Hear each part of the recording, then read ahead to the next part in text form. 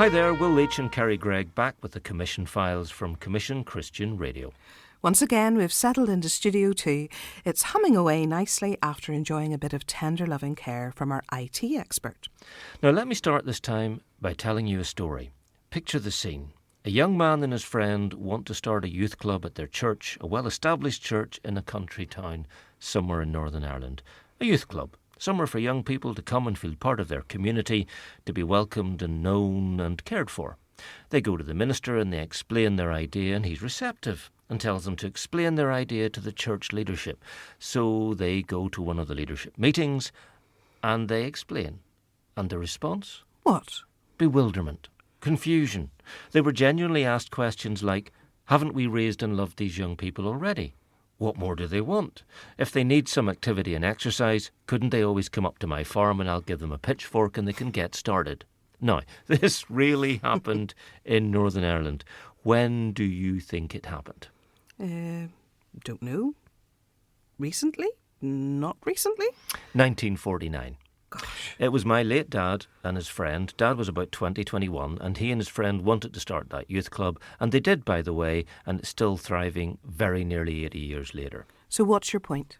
Well, my point is this. Younger people, teens and 20s, will always see things differently from their older friends and families. It's always been so, it will always be so, and yet they still need to be loved and nurtured and sometimes challenged. And we need to know them and listen to them and understand them, even if we shake our heads sometimes and wonder why they're so different from the way we were. You know, as my daughter used to say, back in the olden times. We need some help. So we're getting it from Jose Cummings of Exodus. Welcome, Jose. Thank you very much. It's wonderful to be here. Yeah, it's lovely to have you with us. It is. Tell us, who are Exodus? Exodus is a Christian youth organisation set up in 1997, so 28 years ago. The vision is to help young people follow Jesus, to walk with churches, but walk closely with young people, help them to discover all that Jesus has to offer, and then help them to grow in faith. Tell us what you actually stand for then. Yeah, we exist to see young people boldly following Jesus and becoming lifelong disciple makers. What we stand for is a deep conviction that Christian faith is totally transformational for young people, and that it is open and accessible to all.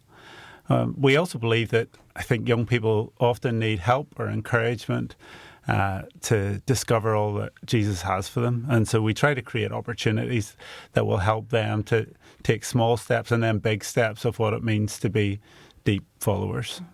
And how did it actually get started? Oh, wonderful. I didn't know whenever Will started whether he was hinting at the beginnings of Exodus.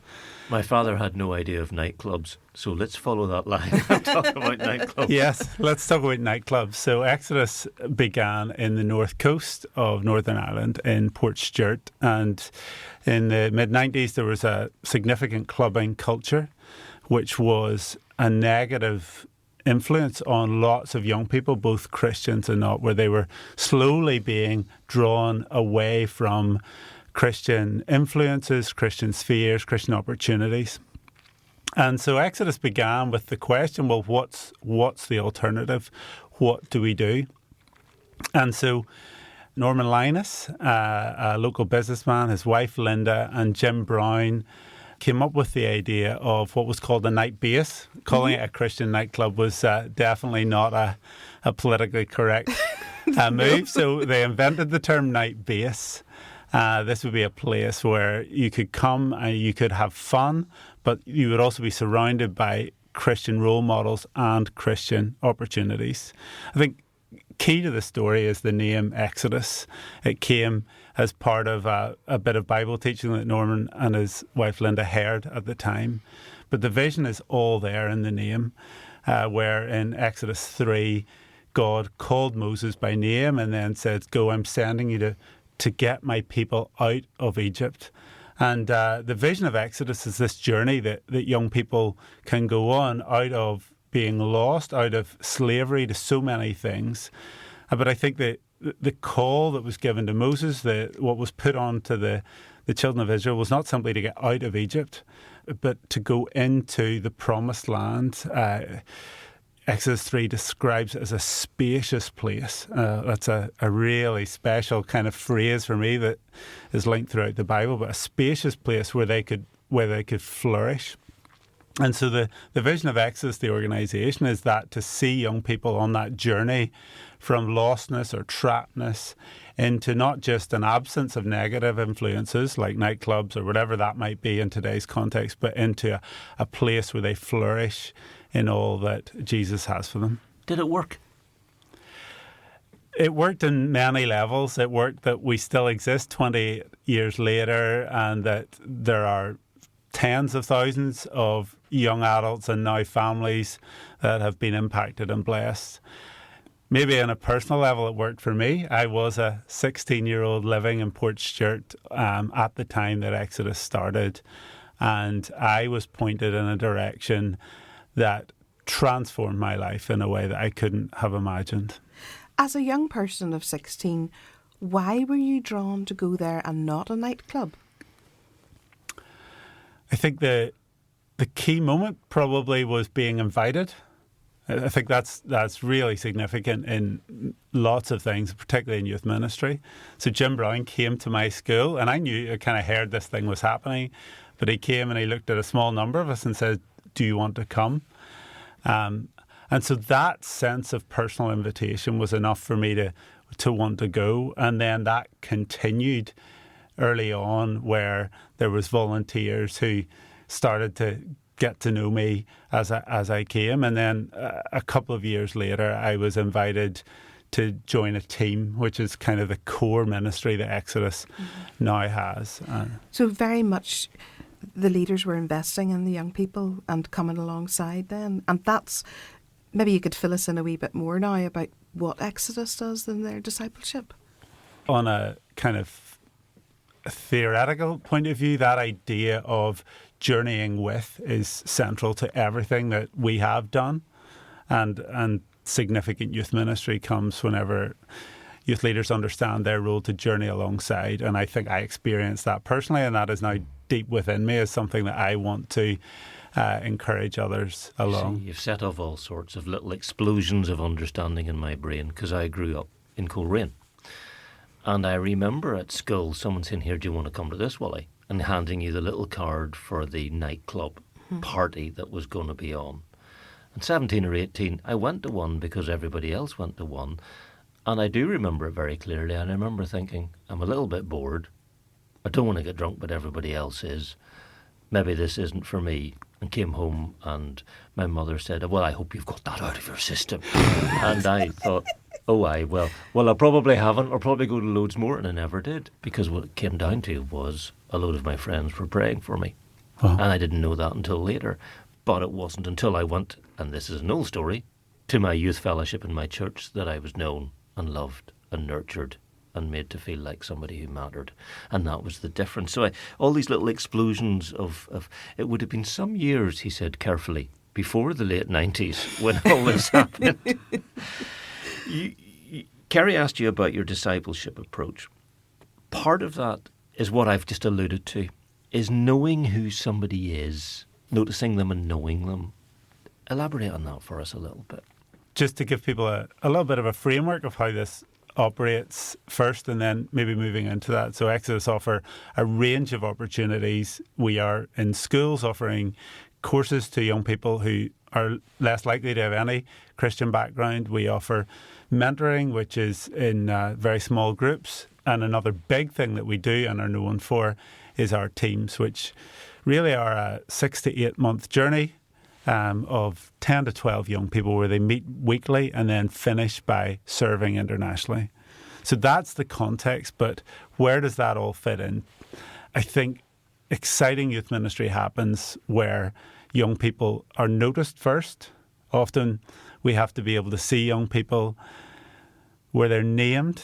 The power of a name is remarkable, and then where they start to be known. I think of in John 1, you have the very grand, in the beginning was the Word, but then John rapidly gets into the calling of the disciples. And there's this verse in verse 42 where Andrew brings his brother to Jesus, and Jesus, it says this, Jesus looked at him and said, "You are Simon, son of John. You will be called Cephas," which is translated Peter. And I just think of the significance of Jesus, who you already know is this, gifted teacher, whatever Simon at that point had.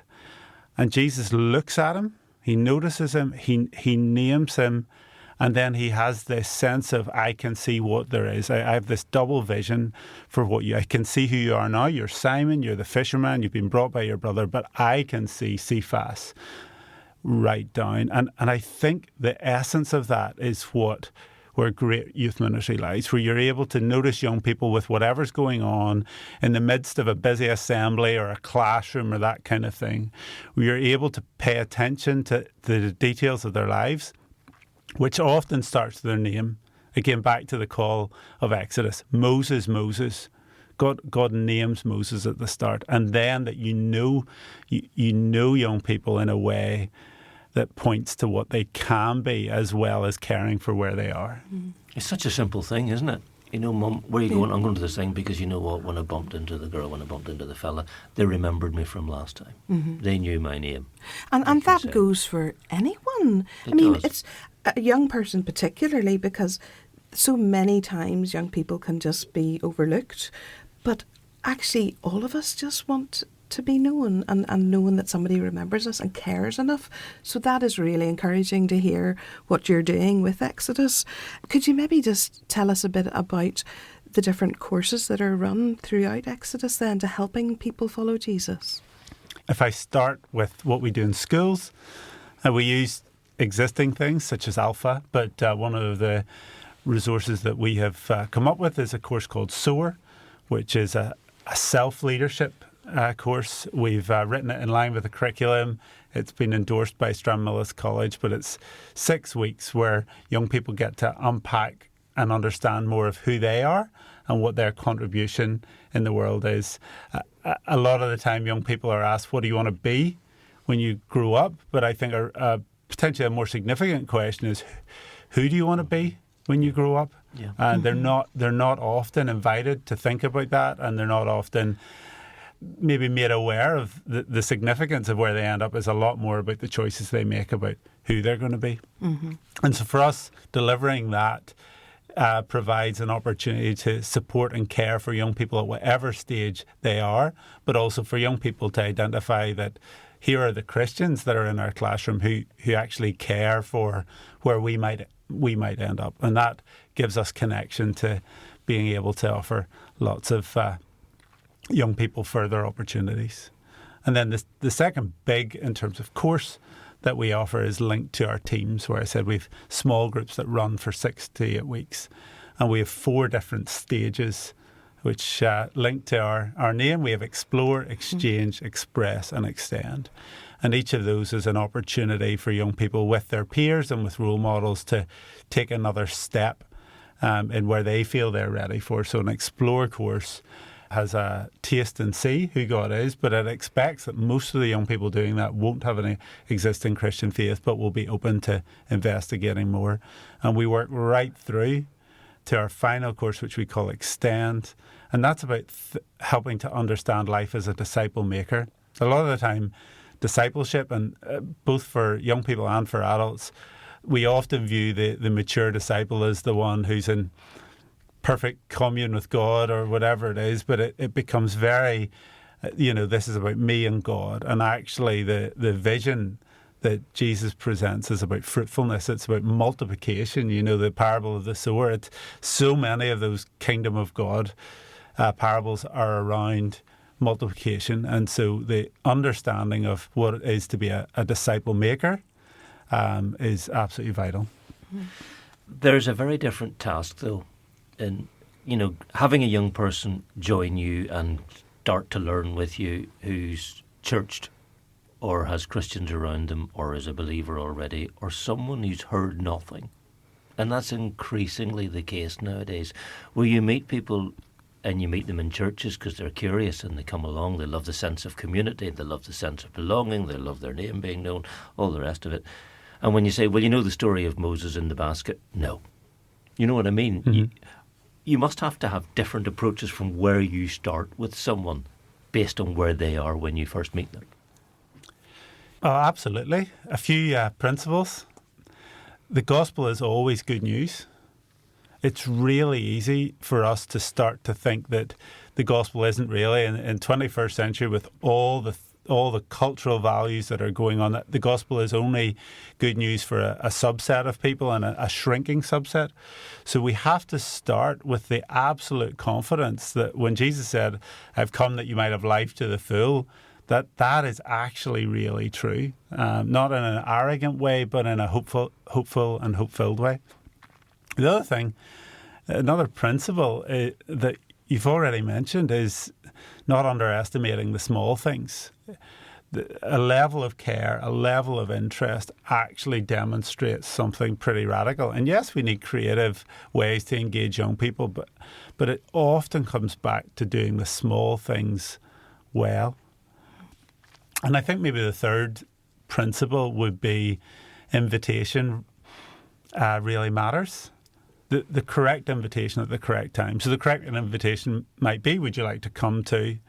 But often the invitation, and this is about what's next on a kind of faith journey. Would you like to say, would you like to do? For a Christian young person, it's, how about you have a go at reading the Bible yourself once in the next week? How about you have a go at praying for someone at school?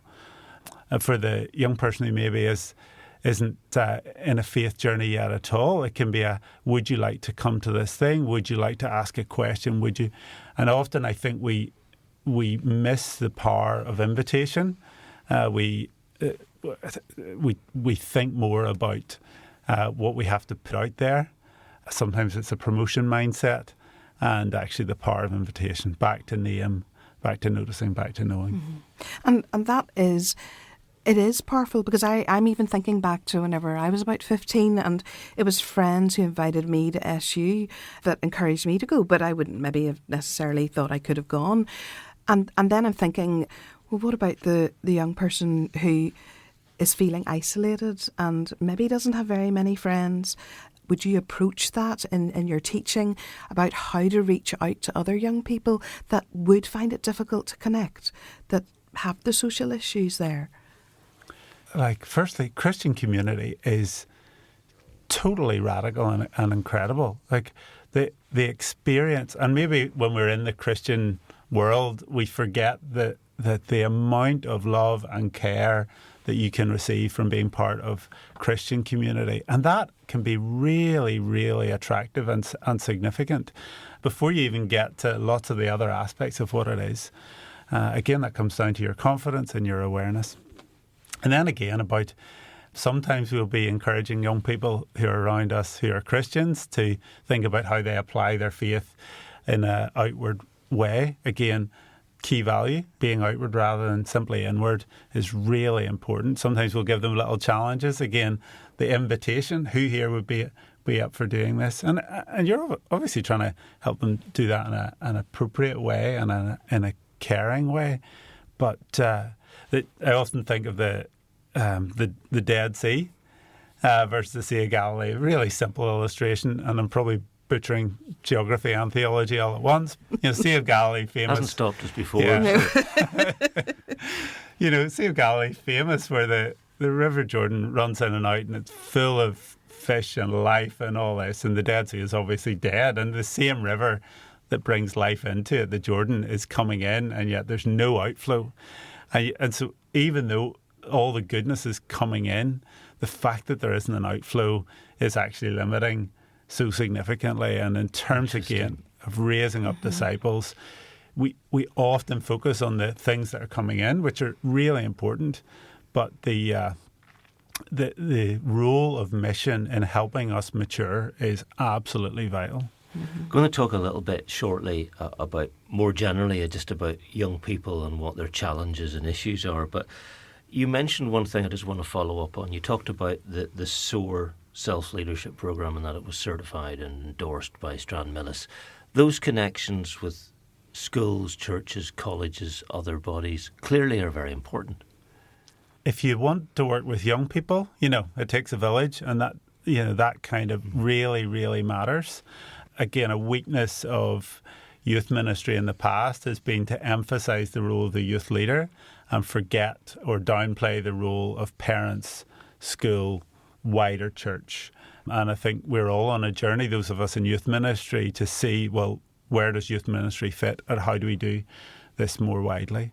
In terms of church, Exodus, we describe ourselves as parachurch organisation, but it's quite easy to be a parachurch organisation but not be pro-church or not be really deliberately pro-church. And so that is something that you have to be very proactive in speaking well of churches, in recognising that they are the first place that young people find community and enrichment, and that they are interage, intergenerational space that a youth organisation is not. As far as schools go, we really want to work alongside schools well, but schools are professional outfits with real responsibility. And so therefore, if we are going to be in schools and around schools, what we offer must stand up, both for our own reputation, for the reputation of the kingdom. You do not want to be the people who go and play around with the opportunities you've been given. And there are times, if you're in a scripture union or if you're doing an assembly where you've been given a mandate to, present a Christian message, that's fine. But if you're in the classroom and you're doing an enrichment program or a citizenship program, the role is not to be trying to proselytise. And so you have to carry that really well with real integrity. You're listening to the Commission Files. We need to take a quick break. Nicodemus was a trusted Pharisee. I have one other question, Samuel. Which is? Why me? I want someone to go who has a capability for thinking outside the raw legalities of our faith. But then, one night, he heard words which challenged that trust. The man called Jesus spoke. Welcome, Rabbi Nicodemus. I'm sorry we need to meet here. No, indeed, but I realise that privacy is important to us both at this time. I know you are seeking the truth, and all who seek the truth will find it. When the crisis came, Nicodemus's new faith was tested. The words, "It is finished," stuck in my mind. Was it a cry of desolation, of something good destroyed forever? Commission presents Nicodemus, the Faithful Pharisee. You can hear this series and others being added every month from the same place you found the Commission Files, or just search for Commission Drama wherever you get your podcasts.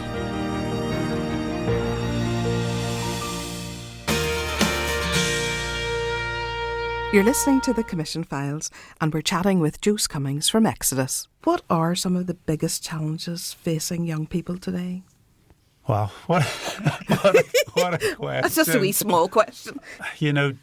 Jesus looked on the crowd and saw that they were harassed and helpless, like sheep without a shepherd. And sadly, I look at young people sometimes, and I see that picture of the busyness, the distraction, the weight that often is on young people, and that they are missing out so clearly.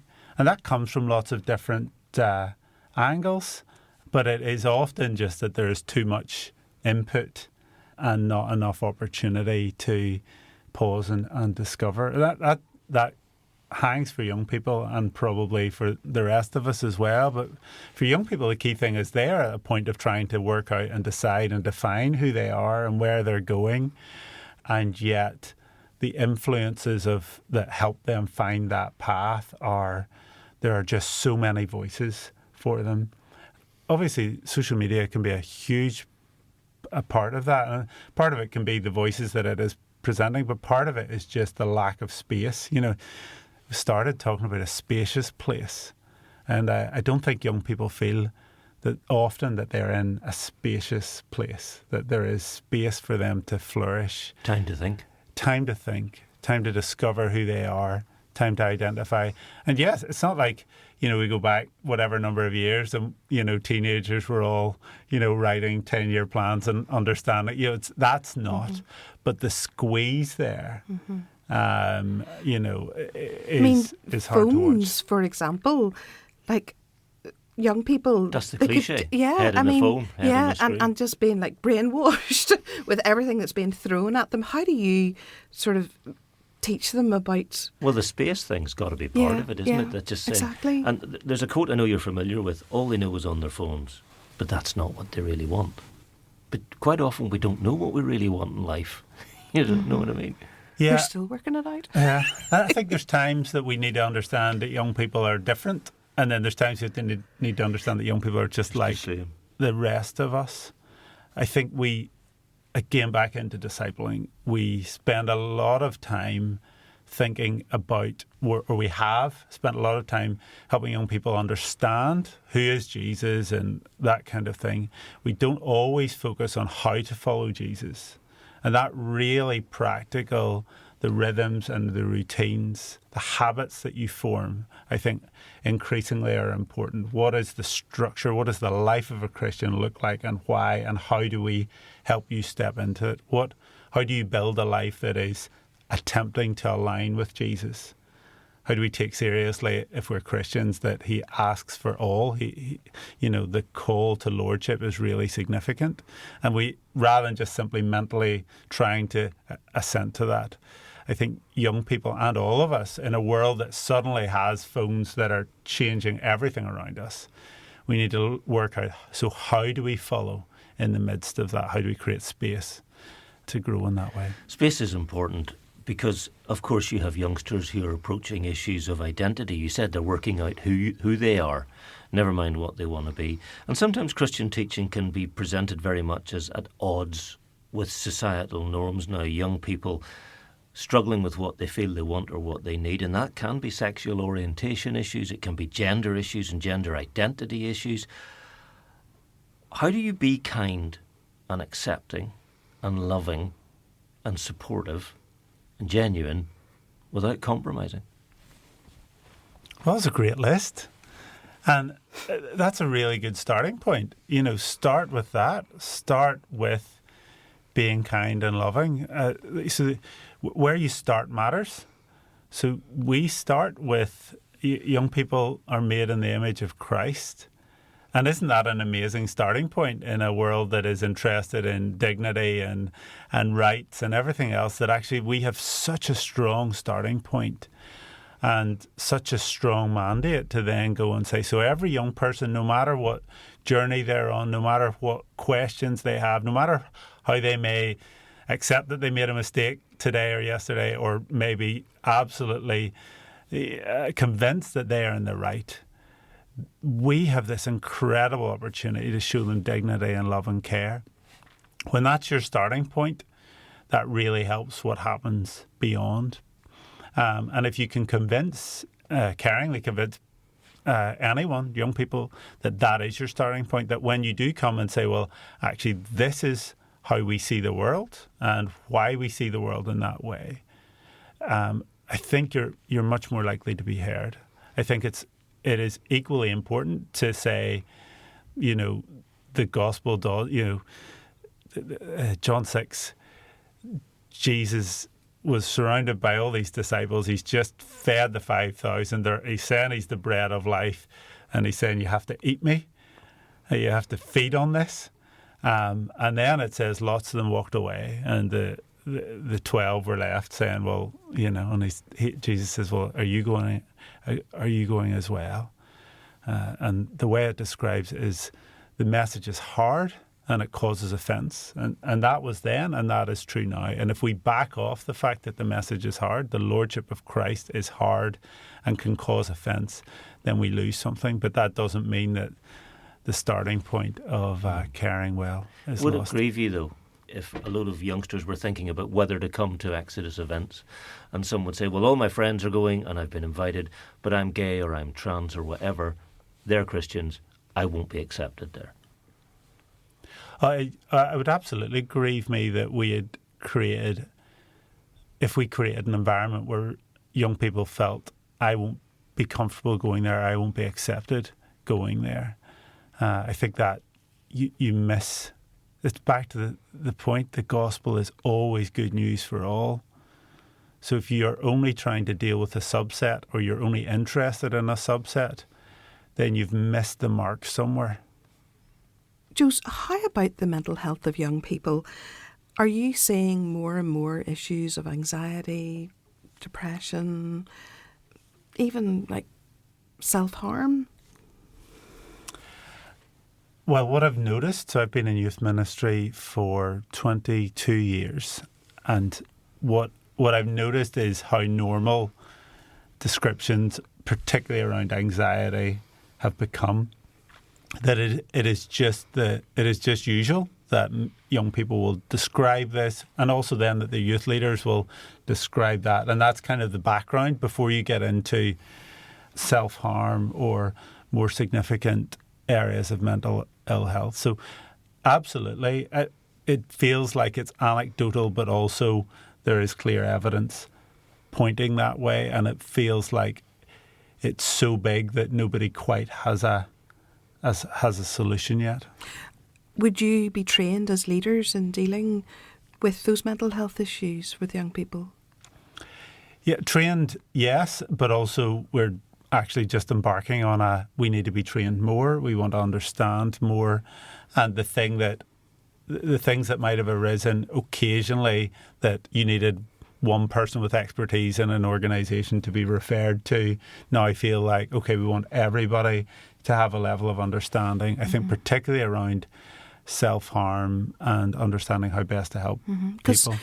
What you're saying there is, yes, you're experiencing this, but you're trying to get alongside young people. Well, I'm reassured that you're being intentional about it, because that means that you understand there's a thing. It's very hard to necessarily be sure why it's happening, and this is a thing we have a habit of doing in society now. We say, oh, well, I've got a theory. It's because of what they see on their phones, and they have a perfect life portrayed in front of them, and if they don't have that life, they feel they're not. Well, that may or may not be a factor, but we're not psychiatrists and we're not psychologists, and we don't know the answer to that. We all think we are because we've read a bit. But that you're being intentional and getting trained and getting educated and learning how to approach things strikes me as very, very sensible. Anxiety is huge, but of course it's not restricted to young people, so they probably see it, I imagine, in their families and in their relatives and in their colleagues and stressed out teachers as much as each other, whether or not young people care about their teachers. So what you're seeing with the young people you know is a reflection of what society is really, isn't it? Yeah, and I think we can all get a sense that is what we've got used to, that anxiety. And in a way, there's so much good that has come because the taboo that would have been around mental health and mental ill health has definitely been broken in many spaces. So that's a really good thing. But a world that feels like it's spread thin and stretched is not helpful, and is not good for young people to be in homes or classrooms or other environments where that is what they're used to. And I think we can do more. Back to the power and the uniqueness of Christian community. We can find ways that the environments we create feel so different for young people, feel so enriching and calming, and that what an opportunity that we are offered. Well, that's fascinating. Give me an example of a way that you can make it feel calmer or more enriching or whatever. Well, I think of any of our teams. So I mentioned the teams. We are just kicking off with 60 groups who are going to meet every week between now and the summer, and who will then go away on mission together.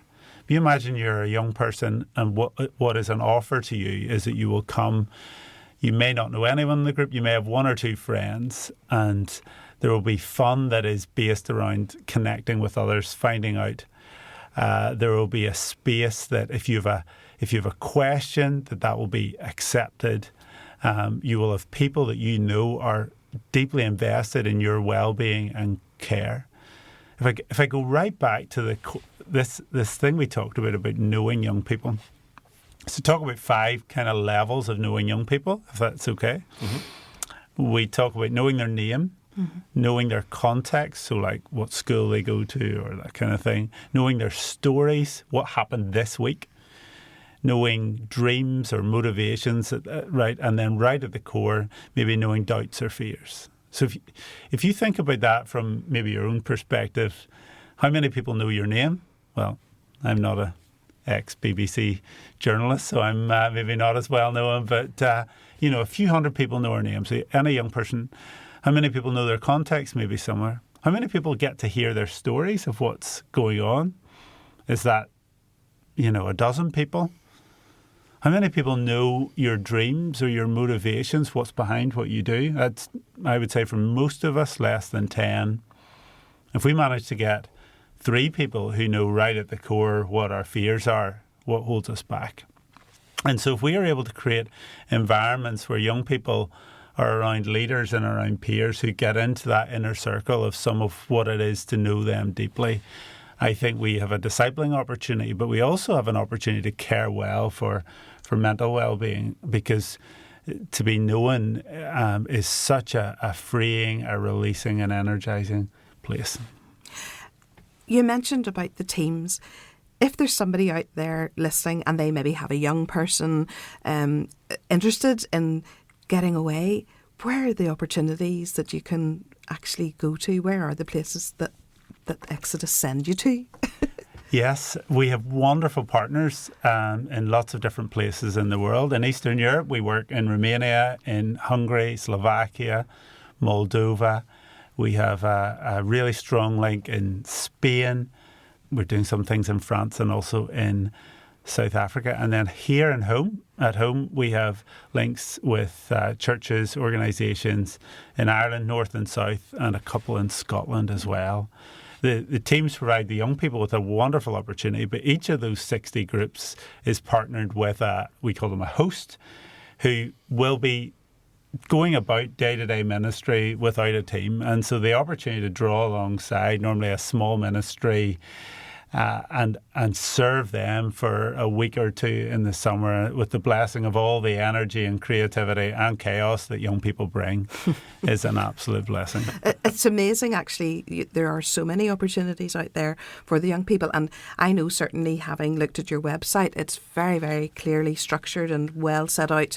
And any parent or church organisation going on to have a look would be very impressed at seeing they would know exactly what you're about and what you're trying to do. And I thought that was actually very impressive. Tell me this, I'm intrigued, why South Africa? It so much comes down to relationship. And so why any of those places? Because you know someone at some point. And so who we know in South Africa is a guy who was a year below me in school, who came to faith at about 18 or 19, went to South Africa and has established a ministry called Sports Academy out there. And Exodus have maintained the link. And the people we work well with have a really strong sense of their mission and responsibility, but they also are really excited about getting to play a part in the development of young people from here as well, not just using them to be able to be part of a kids' week or a sports camp, but also the fact that they understand that the story and the experience of someone who's in a different culture, a different context, can be really powerful for those young people. The reason I honed in South Africa is you also hear more and more on the news about it can be quite a dangerous place nowadays. So that's why I was interested, instead of saying somewhere like America, and which young people automatically are drawn to America, but that was why I was sort of honing in South Africa. And whenever you send teams out there, then you can assure their safety can be assured and everything too. Safety, you've got this kind of the mission is making disciples, but the safety of young people and the confidence of parents is absolutely vital, and making sure we care for that. That's why knowing the people you're working with, knowing the questions you ask about how you're going to be transported, what you're going to be doing, what the accommodation is like, being able to build that level of confidence is really important. It really helps young people to have adventure. It really helps them to be out of their norm, out of their comfort zone. And so you want to create experiences that allow them to have that they don't feel like this is all usual and I know what's going to happen next. But that has to be in the context of, safety and knowing that often what might feel adventurous, there's a lot of safety nets around them as well. There's one thing I'm going to pick up on there, what you said, because you talked about reassuring parents. And I'm thinking in the work you do and in the discipleship you do and the events you organise, you must have a reasonably broad and fascinating insight into family life in the 21st century and into parenthood and parenting, which I suspect may have changed to some degree. Do you get insights? Do you think that's not the way it would have happened in our family or whatever? I try not to think too much about what is the right way of parenting and the wrong way of parenting, which is really easy to get into. The significance of parents should not be underestimated. We view the parent as the primary discipler of young people, of their children, obviously, in that case. Exodus has a ministry called Legacy, which is about helping dads invest well in their children. Often, I think, for dads, we want to do a good job with our children. As Christian dads, we want to do a good job of helping our children find faith, but it can be really hard to know, how do I do that? What are my priorities? And a lot of dads, including myself, live with a sense of must try harder, should do better. And so I think there's an amazing opportunity for the church and for Christian dads together to say, let's work hard. And that's not to exclude mums from this. It's just where we've chosen to focus. But to say there's such an opportunity to create the environment and the invitation that models following Jesus to our children and helps them to form patterns that will serve them well. Now, I've seen that in practice. I've seen Exodus organise, I don't know what you call them, but sort of lads and dads weekends where they go away and they bond and they're forced to like each other. Just remembering my own experience. My father will have told his youth club story. Yeah, so it all comes under the banner of Legacy. We do a number of things, all of which have been remarkably, I don't know, there's been a lot of growth of Exodus over the last 28 years. I don't know of many things that have accelerated as fast because of that sense of need. And so some of these are conversations where it's just dads in the room. Some of them are dads with their kids for one night, and some of them are dads with their kids for a period of 6 months. We've just launched a Legacy badge with the BB, and I am actually attending a Legacy badge as an attendee in a week or two, which I can't wait to do with my son. And what age is your son? He's 14. Yeah. The easy years. Yeah, a 14-year-old boy and an 11-year-old girl, and I think there's something, Jim Brown, who still works with Exodus, works very closely with me. He's our CEO. And he said to me when his kids hit teenage, he said, you recognise your own need for youth ministry. So you can really understand your responsibility as a parent, but to start to see the significance. And there's an unbelievable joy as a parent when you see other adults choosing to invest in your children. And again, back to the power of the small things. When I see them giving a small encouragement or remembering a name, that is so significant. And to see it from the other perspective now for me, despite having been in it for so long, has been, it's really, I suppose, grown my conviction around why youth ministry matters. My word, if there's a stall for Exodus to set out in this interview, you haven't half set it out well. You've given us a very good idea of what's going on. So how do people find you? How do people access what you offer? How do people get in touch? Yeah, you can check our website, exodusonline.org.uk. We also have 6 centres dotted around Northern Ireland. So we're in Coleraine, we're in Derry, Belfast, Lisburn, Carrick and Banbridge. I need to finish a story. Okay. Many, many years after 1949, there was a funeral in that very same church, and my father went along with me to that funeral. I supported him, I drove him, he wasn't driving anymore, he was very nearly 90. And we met a man in the entrance, the vestibule of that said church. And that man was the man with whom my dad had set up the youth club in 1949. And they hadn't had a conversation since the 50s. Good. And the first thing they talked about was, we showed them, didn't we? And I just wanted to complete that circle for you, to show that through the years and through the decades, God honours that commitment that we have to our young people, and that investment in our futures and the future kingdom of God in our society. So thank you for what you do, Jose. Thank you for coming and joining us and explaining it all. We've really enjoyed it. Yes, thank you, Jose. And do you know, it nearly makes me want to be young again and be able to have an opportunity to go to an Exodus team. I wish. Oh, thank you. Thank you. It's been wonderful to be here. That's it from the Commission Files this time. Thank you very much for listening. If you enjoyed it, tell your friends and family, get them listening and following us too. You can find photos of the people we meet and the work we do online. Start at our new website, commissionradio.org, and you'll find links to our YouTube channel, Instagram and Facebook pages. And we'll see you all soon. Bye. Bye.